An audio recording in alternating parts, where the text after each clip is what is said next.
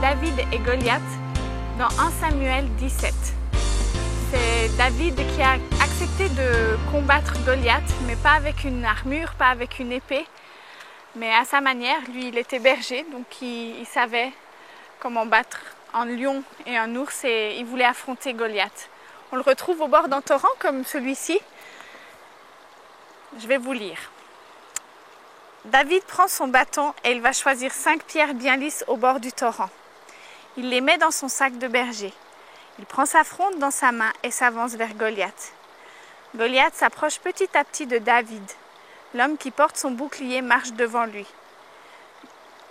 Goliath regarde David. Quand il le voit, il le juge comme un petit rien du tout. En effet, David est encore jeune. Il a le teint clair et un beau visage. À ce moment-là, Goliath défie David. Il le provoque et David lui répond. « Aujourd'hui même, le Seigneur va te livrer à moi. Je vais te tuer et te couper la tête. Aujourd'hui même, je vais donner les corps des soldats philistins aux oiseaux et aux animaux sauvages qui les mangeront. Alors tout le monde apprendra que les Israélites ont un Dieu.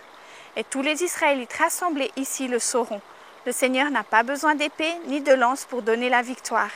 Il est le maître de cette guerre et il va vous livrer en notre pouvoir. » Goliath se remet à marcher vers David. Alors David court très vite vers Goliath sur le terrain du combat.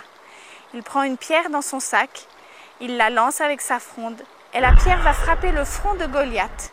Elle s'enfonce dans son front et Goliath tombe, le visage contre le sol.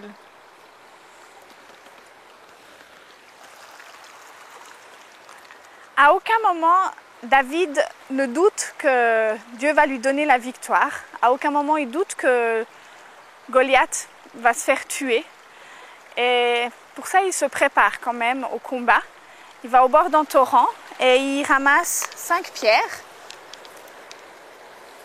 bien choisies.